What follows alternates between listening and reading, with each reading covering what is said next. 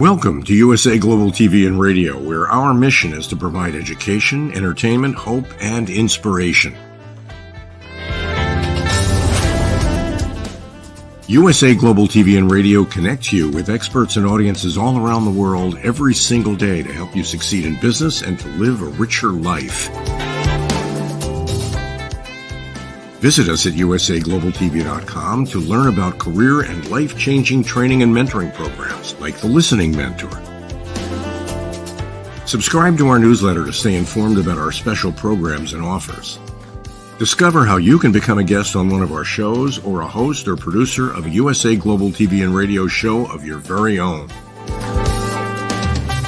That's USA Global TV and Radio, where the doctor is always in.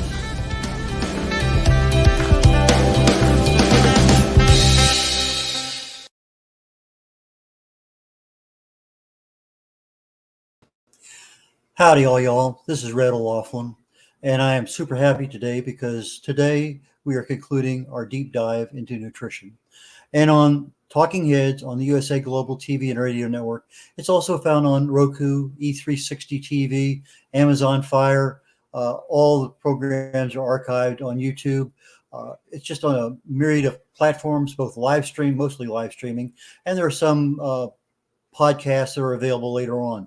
But in reality, the whole purpose of this show is literally to provide a great platform to discuss various aspects that are interesting to people. I happen to choose health and wellness because that's one that I have a true passion for. But I am never have worked in a doctor's office or a dental office or anything like that, or pharmaceutical. That's not my field. My field has been chemistry. I got my first degree in chemistry way back when. A month later, I got an invitation to Vietnam. So that's the way of the world back then. But I love chemistry. That's what I use. I do a deep dive, literally into the body, the cellular level, and I'm looking for stuff. I'm super happy to find something that says this happens, and I can speed it up or I can slow it down. And depending on what the outcome is, that may be desirable or not desirable. And so we have a chance to fix something, make it better, or stop something from happening. But I try to evaluate at that cellular level what's happening and share that with my audience. So all of these programs are essentially awareness, education. And so if I can share something saying, hey, this is a cause of a problem, do this, and you may have a good chance of getting the betterment of the situation. Or you treat symptoms, and then it's all you're doing is treating the symptom. Nothing changed with the cause, but you think you're getting better.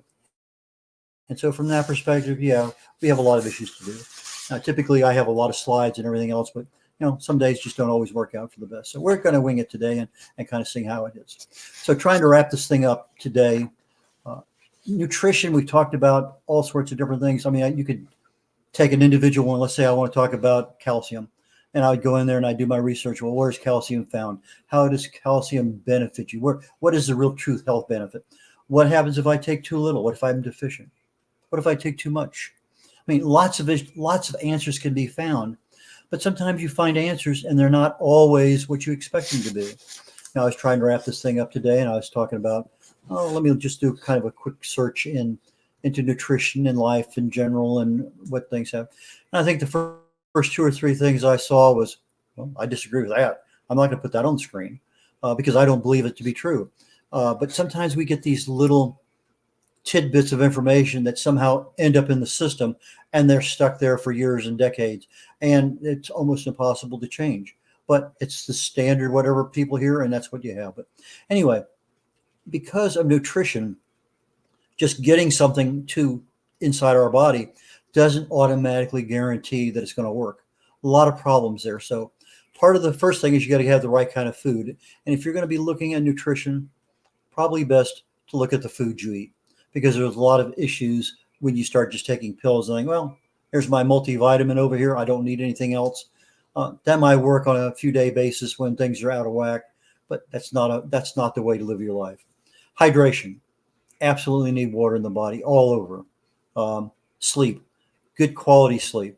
And I'm not talking about just 8 hours and you're fitful back and forth. You check your Fitbit in the morning, you find out that you never got more than 10 minutes worth of real deep sleep. But you need some level of exercise because you got to get those things moving around, your lymphatic system, lots of things going on there. Got to be super, super, super careful about toxins because that's where a lot of that absorbability, that bioavailability of the different molecules you're taking in from your nutrition, if it's being blocked by some prescription drug or some environmental poison or some preservative or whatever else, a lot of issues end up being blocked by toxins.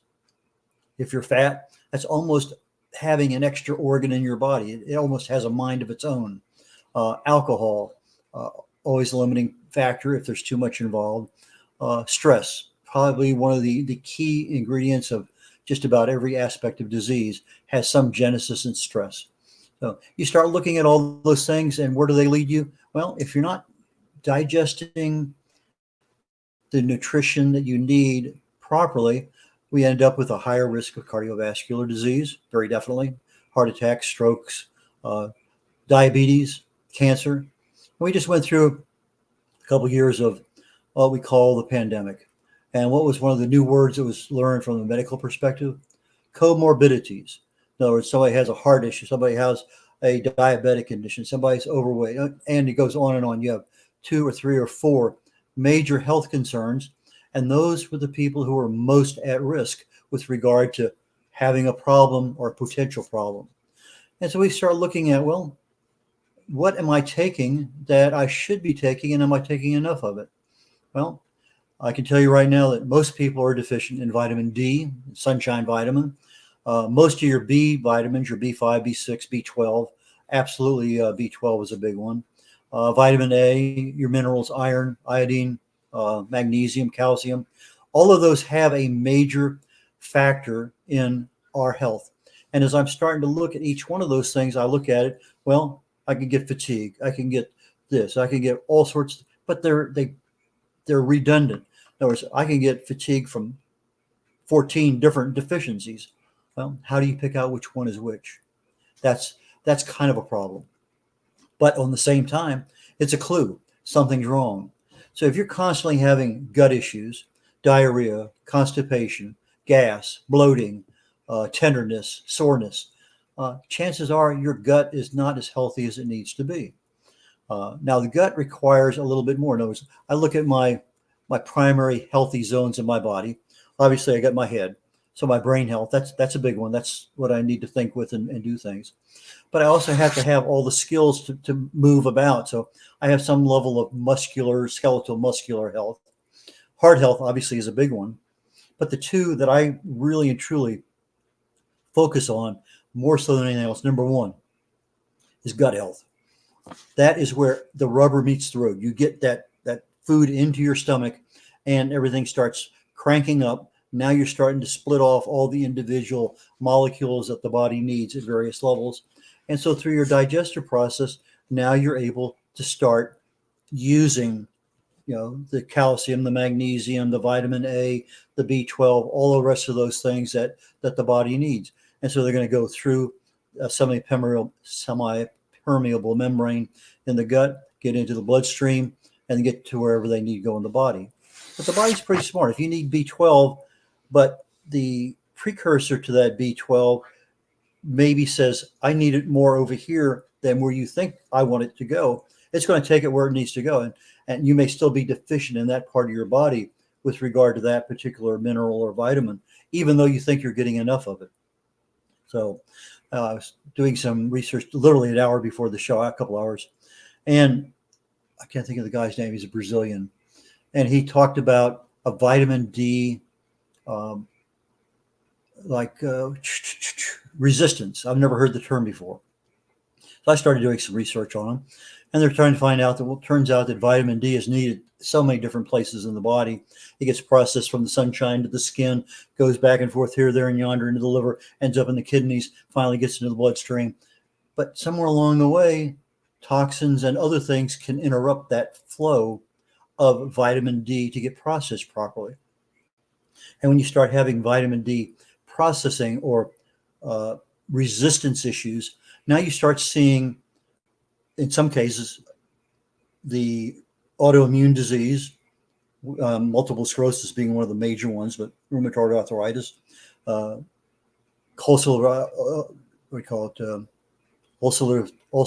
colitis, Crohn's disease. There's 130 plus different diseases that work in conjunction with the autoimmune response in the body. So he's saying, instead of, people get really buggy over getting more than 4,000 IUs of vitamin D. I honestly don't understand it. If I'm a doctor and I want to find out if somebody's getting enough vitamin D, give me a D3 test. It's simple, just a blood test. Boom. You should be getting one every year anyway. If I'm getting too much, it's going to show up. If I'm getting too little, it's going to show up. You adjust. But for whatever reason, it's one of those standards. Don't take more than so much. Well, typically, for me, I take between 10 and 20,000 a day. That is what I've been doing forever, and I kind of kept it up during the pandemic. And I get my blood tested quite often, and my vitamin D3 levels rarely go below 80 nanograms per milliliter, which is in that high desirable range to be. But you may have some problems way, way up there. And years before the pandemic, a lot of the testimonial evidence showed that high levels of vitamin D worked miracles for multiple sclerosis. It was amazing. You get 50, 100,000 IUs and boom, all the symptoms go away. They're able to walk. They're able to do all sorts of things. But again, it was testimonial. But you look at where is the distribution of MS in the United States. Most of it's above Interstate 20, Interstate 40, where you don't have a lot of sunshine. Plus, we wear sunblock hats, long sleeves. We don't have that many days of sunshine. When you finally get it, the angle of attack from the sun to the earth is, anyway, lots of issues there. Plus the lightness or darkness of your skin, your age, other issues in there. So one of the things that you can do legitimately with the pill is vitamin D. But then you may have, I have a genetic problem. Well, yeah, a lot of people have genetic problems. But it turns out that there's another word in the genetic spectrum called epigenetics, EPI genetics. That means those are the things you do on a daily basis. Your exercise, your stress reduction, your calorie intake, the food you eat, all the things that you do to have a healthy lifestyle, those offset that little switch that turns a gene on or off. But in most cases, a genetic predisposition, maybe 5%, 8%, depending on the nature of the gene, maybe 10%. It's not a very large one, and it's relatively easy to control with a correct lifestyle. But with the gut, you need something more than just the nutrients. You need fiber, digestible fiber and indigestible fiber, because that's part of what that the gut has to have in order to function properly. So you get your probiotics that give you the live organisms down there that you need to keep balanced. And then you got the prebiotics. They're kind of like a fertilizer that keeps everything in balance. So a lot of things with the gut that we don't even think about. But if you're going to have a problem, it's probably going to be coming from the gut, because the gut is what feeds through your immune system. 80% of your gut is your immune system. You have a problem with your gut, you're probably going to have a problem with your immune system. And so now you have the opening for things to occur. So if I'm looking at a typical disease starting out, and we're going to talk about cells here in a minute, at the cellular level, I'm having chronic low-level cellular inflammation, day in, day out, hour in, hour out. And the body never gets a chance to fully recuperate from that inflammation. So over time, I get a mutation, the body fixes it. I get another mutation, the body fixes it. But pretty soon, the body can't fix all the mutations. And so now I have some mutations that are ongoing. They're alive, they're well, they're doing their thing. They're becoming a new disease, have no idea what it is. But that disease is growing. Maybe 10, 20, 30 years, you might find out what it is, but it's a very slow growing process. I'm sure everybody that's listening knows somebody that all of a sudden they went to the doctor, found out they had a tumor the size of a baseball they never knew about, and they got 6 months to live or something. Those things sneak up on us, so we never know. Why? Well, one of the main reasons, I think, is that we don't have a regular checkup, annual basis. I mean, I have not missed an annual physical since 1968, and that's just part of the nature of being in the military and other things. But with regard to that, I look at all of those things, and if I'm having some stomach issues consistently, off and on, here, there, and yonder, maybe I need to talk to my doctor. Maybe I need to get some tests to find out, do I have an intolerance to something? Do I have a sensitivity to something? Am I having a problem that has a legitimate cause? And if I do, let's treat the cause, because that's really and truly where all of this stuff begins. So if I'm taking in my vitamins and my minerals and my other nutrients that I need, that I can either buy or get in the foods that I have, if I want to know what foods contain this selenium, CoQ10, a half a dozen other things, buy those kinds of foods and use that as your primary. Most people, the standard, let's avoid the fats, let's avoid the proteins. Well, your body needs them. Just because it's been the standard doesn't necessarily mean that it's absolutely 100% correct. And that's part of what I'm doing, is trying to provide that awareness. And I have lots and lots and lots of these shows that go back and talk in detail as to what are those myths and what really and truly is happening. Now we hear some of these people, I want to live to 100 years of age. Well, and there's a lot of people out there living to 100, but you don't want to live to 100 years of age and have somebody change your diaper for the last 10 years of your life. That's not a good quality of life. You want to be able to do the same things at 100 years of age that you did mostly at 50 years of age. You want to have that ability to move about, to do things, to think properly, to be in control of things. But to sit there in a wheelchair and have somebody push you around, again, not a good quality of life. But our quality of life depended on all those choices you made way back when, as to, okay, I'm going to have extra fries with my supersized Coke or whatever it may happen to be. So you may be able to do that on a periodic basis, but not a consistent basis, because that does create a problem. So when I look at the cell, one of the first things that strikes me is a term called autophagy, spelled auto, A-U-T-O, phagy, P-H-A-G-Y, pronounced autophagy. Easiest way to think of autophagy is that you take your trash out to the front of your yard, in front of your house, and then maybe once a week, once every 2 weeks, you take the recycled stuff out, put it in a different trash can. The trash trucks come by, they pick up the trash, dump it out, boom. That takes care of your trash. The recyclers come by, they pick up everything, they don't leave anything back, they just take everything. Think about that as your body for a moment. If you had the ability to stick a trash truck into your blood vessel and drive it to every single cell in your body, knock on the door of the cell and say, hey, trash guy here, and the cell were able to just dump all of its trash out, because that cell that's like a manufacturing plant. You're generating power. You're generating the stuff that your body needs. You're fixing amino acids. You're doing synthesis of DNA. You're doing all sorts of stuff. But in the process of doing all that stuff, you're generating waste. That waste accumulates inside the cell. And autophagy is a process our body uses to go around and clean the cells, just like cleaning a horse stall, cleaning the kennel with your dog, cleaning your baby when you need to change a diaper. Periodically, you need to clean things up. Okay, that's the process. Simple. However, it's dependent on one thing. You can't have autophagy occur at the same time you're eating. So you need fasting in order to allow a time to divide long enough in order for that trash truck to start knocking on the door. Minimally about 18 hours. It starts 1%, 2%, 3%, and goes on up to about 72 hours. Now your body's at 100% autophagy. If those trash trucks are rolling back and forth, the recyclers are coming in, they're picking up the recycled stuff out of the cells, they're fixing it, giving it back, replacing it. Anyway, your cells are at 100% when that autophagy, recycling, all that trash collection and replacement is done.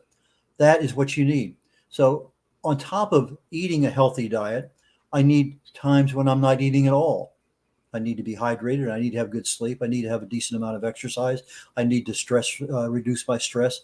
I need a lot of other things to support the body while it's transitioning into my 100-year life that I'm going to look like a 50-year-old. So those are the things that I look at from that perspective. Now, fasting, a lot of people do an intermittent fast, 18 hours a day. You're starting to get the autophagy to happen, but you really do need a 24, a 40, a 72-hour fast, even if it's once every few months, just to get that back down where you clean your body out. I do a 72-hour fast generally every single month, sometimes 100, sometimes 150-hour fast. It just sort of depends on how things are going on. But it gives the body a chance to clean up everything inside and start anew. Generally speaking, in about 72 hours, you can reset your immune system back to ground zero. But you get in there, now the cells have the ability to absorb everything. You have the cells operating properly. The cell has a certain lifetime. You have your DNA in there. The telomere at the end of the DNA replicates. It breaks off part of it. The cell dies. Boom. Everything is working as it's supposed to. But sometimes the cells don't die. We have this thing called senescence. And now you have these old cells that are wandering around that shouldn't be wandering around, now creating havoc within the body. So we have an issue there. Your cellular life cycle is not supported to the same degree that it should have been. So, but most of us peak generally, brain health, probably around 23, 25 years of age. Our brains don't really get any older. Our physical health, somewhere around 30, we start seeing ourselves go downhill, 45, 50 maybe. We start seeing things occur that, well, maybe my eyes aren't as good. All of a sudden you wake up your 50th birthday. Well, I can't see everything. You need more light to see things. All of a sudden your hearing is starting to go. Lots of body processes start to degrade over time. And one of the ones for human growth hormone starts that way. When you're a toddler, you are making tons of it. When you get to be a teenager, you're still making a little bit. You get to be 40 years of age, not much at all. You get to be 60, 70, you're barely making any. But that human growth hormone is a major controller of your aging and your longevity. And so these are things that can be addressed. Fasting reinstates that human growth hormone creativity in the body, and boom, and now all of a sudden you got more than you know what you need with. But I start losing, I can tell on my skin, it starts to get me flabby. I can tell by the age spots. Maybe I'm losing hair. Maybe my hair is turning gray or silver. Maybe I'm just losing parts of my hair, not all of it. Maybe I start having some heart conditions, maybe some issues with my brain, just not thinking there. And of course, you always have the musculoskeletal things. I turn and all of a sudden I get dizzy, or I got to grab a hold of something, or I can't pick up stuff I used to be able to pick up. My strength is no longer there. It's waning. My endurance isn't what it used to be. So I start having a lot of issues there. Flexibility, balance, locomotion. Those are all factors that if we concentrate on the nutrition our body needs and the supporting mechanisms, the sleep, the stress management, all of those kinds of things. Now we start getting into a situation where we're feeding the body the right things. The cells have a routine cleanup so that they're not burning themselves out and starting having cellular problems, being able to produce like they're supposed to produce. You end up 40, 50, 60 years of age, and all of a sudden you're just not getting the production that you should get out of your cells. Your gut is supporting yourself. You got a good immune system. You can get through most of these things without any problem whatsoever. And that's kind of the ideal. So nutrition is the backbone that gives you all of the molecules you need, But the molecules, just because they're in your body, doesn't guarantee that they're going to get to your heart, to your brain, to your gut, your liver, your pancreas, or whatever organ is needed for those particular nutrients. There's no guarantee because of other things, toxins, etc. So that's where we look at all of the supporting actors. If I get my good night's sleep, I should be getting decent repair to my muscles and everything. If I'm getting enough sulfur in from my foods, but there's just so many different aspects of it. But if I had to say what's something you can take away, switch to a smaller plate. That's going to cut down on some calories. Look at the food you're eating. You don't really need processed foods as much as you think you do. Our big obesity epidemic in the United States started in about 76 when we started having ultra processed foods. That's when you can actually tie a date to those increase in inches around your waist. But it's, again, awareness, education, and that's what I'm hoping this program brings. So this is Red O'Laughlin. I'm on the Talking Heads network on the USA Global TV and Radio Network. And the Talking Heads show is archived on YouTube. Go there, go to the playlist, go to Talking Heads. You see every program I've done, well over 100 of them here on USA Global TV and Radio Network. And as always, it's education awareness, and we can be found on E360, Roku, Amazon Fire, and other locations. Take care. Catch you all next week. Bye now. This program is brought to you in part by the British School of Excellence and founder, Mr. Philip Sykes. Building confidence, changing lives. Do you share our view that etiquette is a set of modern life skills that are essential for personal and professional success? Join us as an etiquette coach and change people's lives through the power of etiquette and manners.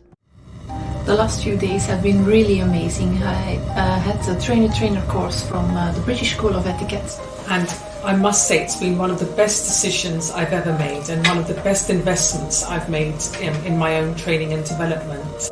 Now, words alone will not describe the transformation and the positive path that I have traveled with the British School of Etiquette.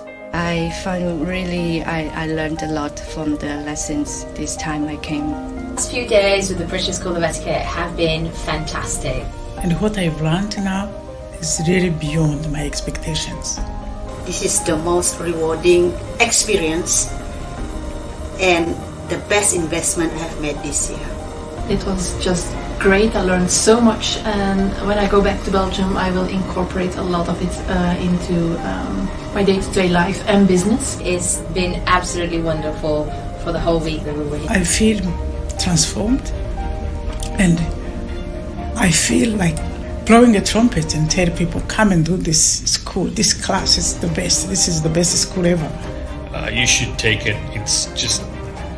It will change your life immediately. I am now able to teach other people how to bring the best of them. Thank you.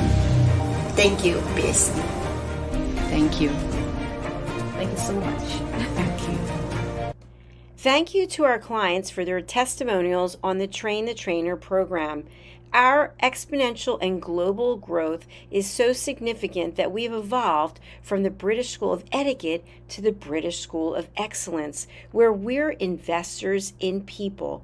Let us invest in you and your career. Contact us to become an etiquette coach. Go to thebritishschoolofexcellence.com. Start your career and elevate your success today. Kapayapaan, kapayapaan, kapayapaan. Diane Floyd Bames' A Song of Peace tells the story of a young lad named Tommy whose fervent wish for peace on earth touches the hearts of his friends and family, spreads to his community, and eventually unites the whole world around making his dream of peace a reality for everyone. Sit down with the children in your life and share Tommy's amazing story of love and hope. Sing your own song of peace and invite the children to join you. Tommy's tale is more than just a story. It's a movement, and everyone's warmly welcome to take part. Kapayapaan, kapayapaan, kapayapaan, kapayapaan.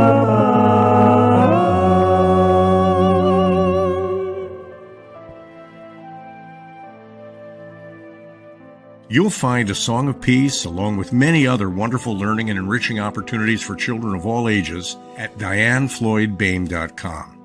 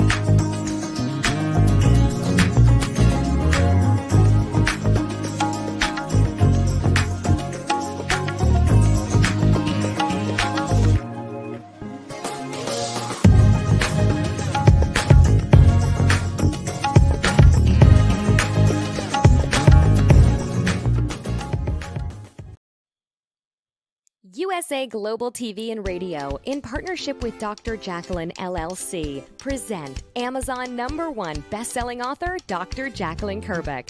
Dr. Jacqueline Kerbeck is a certified life, career, and executive coach who teaches people how to listen at an elevated level through her courses and her books. Dr. Kerbeck teaches her clients how to open their hearts and express themselves through their creative genius. In her children's book series, The Amazing Adventures of Lady Ella, the Listening Mentor, Dr. Kerbeck teaches children and their families how to listen at an elevated level. Dr. Kerbeck has worked with clients across the world to guide them in how to express themselves and communicate at a highly effective level. Join our team of elevated listeners so you can listen without judgment, without providing a solution, without interruption, and without stealing the stage. To order your books today, go to drjacqueline.com or Amazon.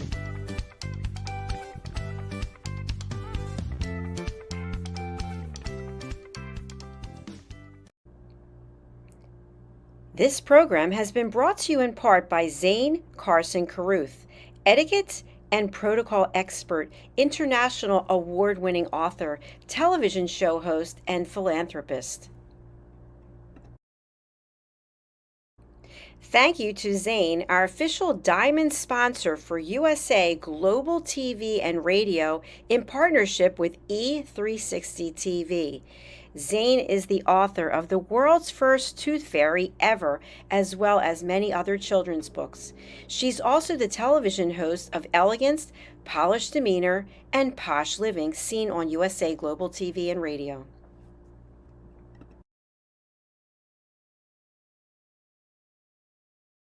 Hi, my name is Zane Carson Carruth, and I'm the author of this book, The World's First Tooth Fairy Ever.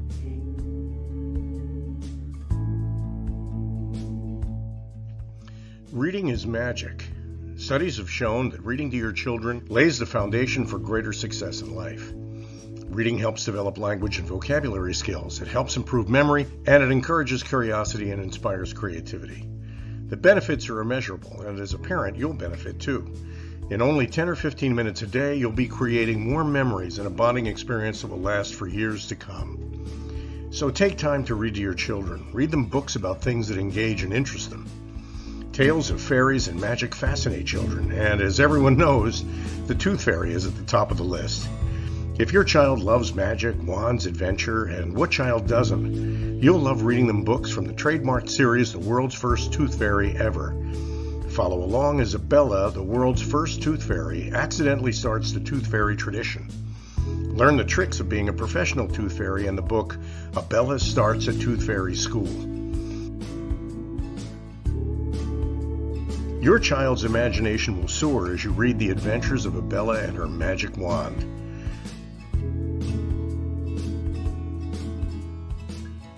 These wonderful books are available at worldsfirsttoothfairy.com and at Amazon, Barnes & Noble, and Walmart.